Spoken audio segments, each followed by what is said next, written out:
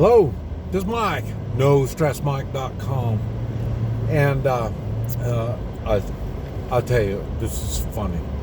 I am working on,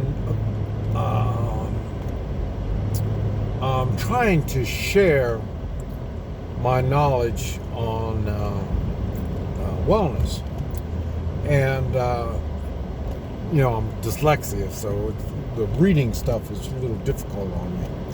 And it's funny because wellness, I guess now, wellness includes medicine. And so that's a little funny. I don't even know how in words to explain. You want to learn, cupping, Hoi Chi,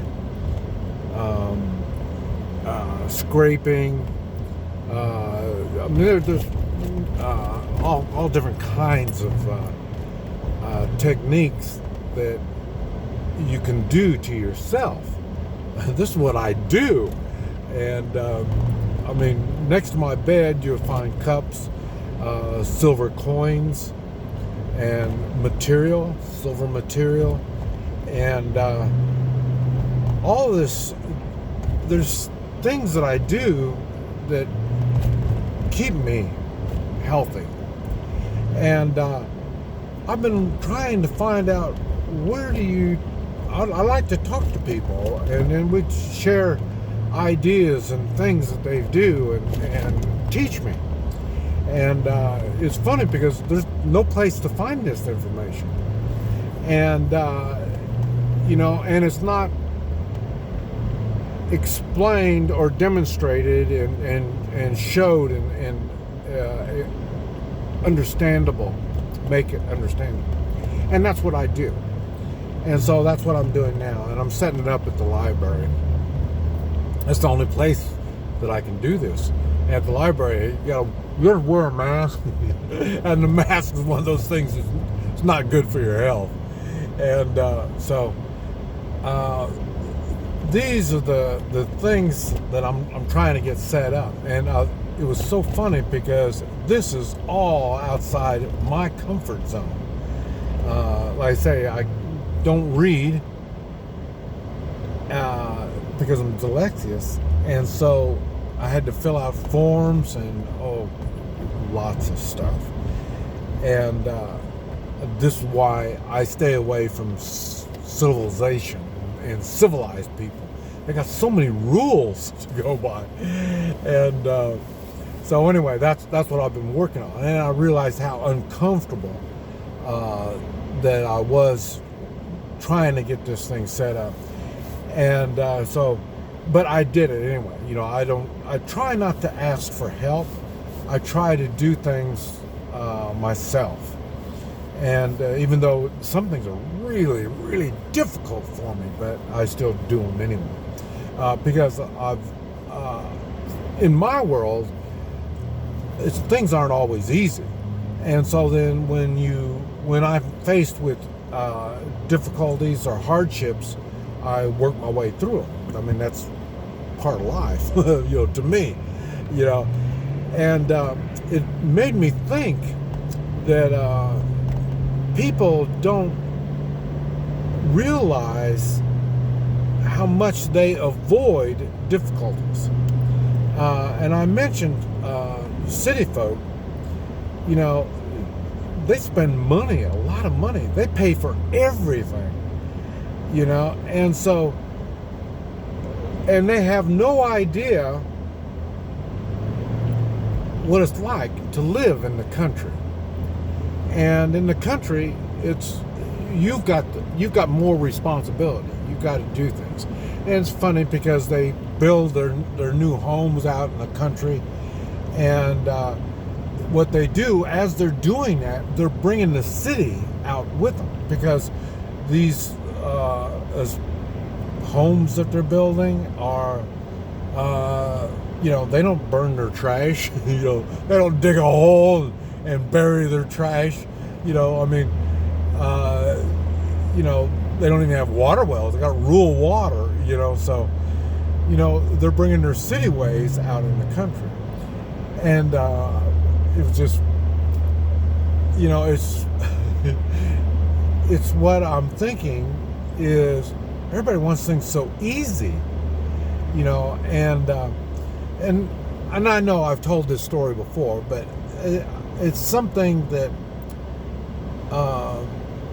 that I thought I'd bring it up again. And I'm a travel companion, and I had this woman that wanted to go down to Central America someplace. And before I take someone outside the country, we go through certain rules, and I tell them what to expect. I tell them how to act. I tell them, I give you an idea of what we're getting into. And then as you get more experience as we travel, then it starts making more sense. And it was funny, this lady, I told her before we went, now ladies are different than men because they have to act different because they're a woman, they're not a man. And but anyway, I explained to her that here in the United States, she's got equal rights. I mean, she's equal, and you know how well that works. And now once we cross the border, automatically you've lost your equality. You are my woman, and you do as I tell you. And it was easy for her to say, oh yeah, we'll do that. But she doesn't really understand. She's been so equal for so long, she had a hard time understanding it. And we're at a restaurant, and then the restaurants, they're not the same as restaurants here in the United States. And they are when you get into the big cities, but we're traveling, we're driving. And as we were going, so we're out in the middle of nowhere, we're in this restaurant, and then I said, well, let me go up there and let me get them paid, or I want to talk to somebody, whatever it was. I left the table, and I left her, and I told her, don't leave the table, you stay right here.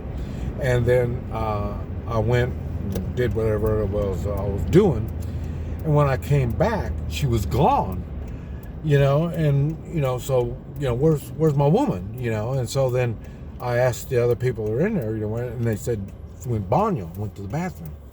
Well, I didn't tell her to go to the bathroom. And so I ended up, I started going back there. Their bathrooms aren't in the same building as the restaurant. They're in another building out in back.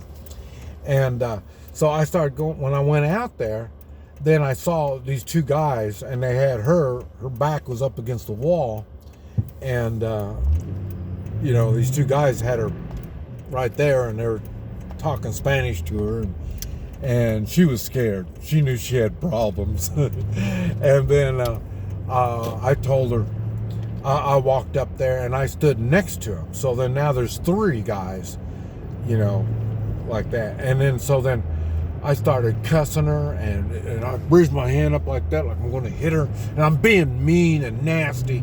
And boy, when I raised my hand up, boy, she'd flinch, and these guys, they thought, who is this guy, and then they just kept backing off until eventually these two guys were behind me, and I'm right in front of her, and I'm yelling at her and raising my arm and being mean and nasty, and these two guys lost interest and moved on.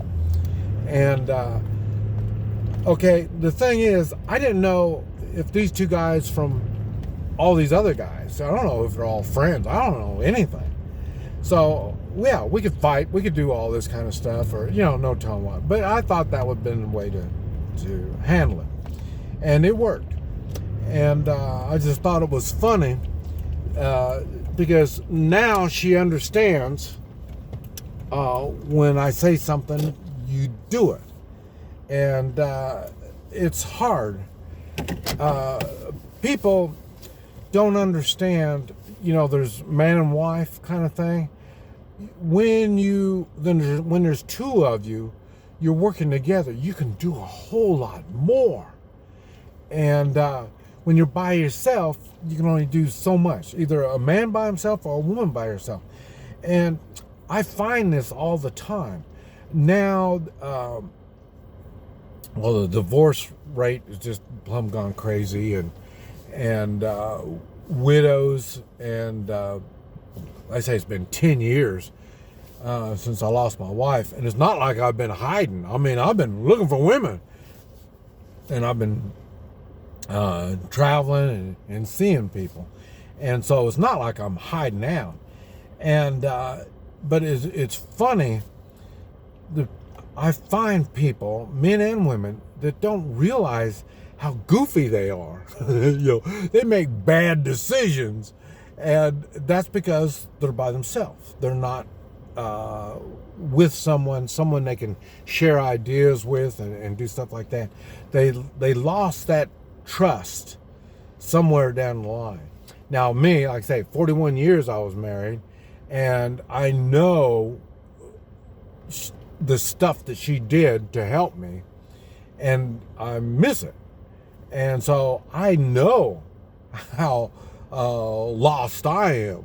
But like I say, I'm surprised how many people don't know. And it's hard for them to make decisions. They think they're making these really cool decisions, but they've let opportunity get by. And like I say, my wife didn't let me let opportunity get by. And she'd put me to work, send me off doing stuff and stuff like that. And people don't understand how important that other person is, and you need to understand it. This is Mike, NoStressMike.com.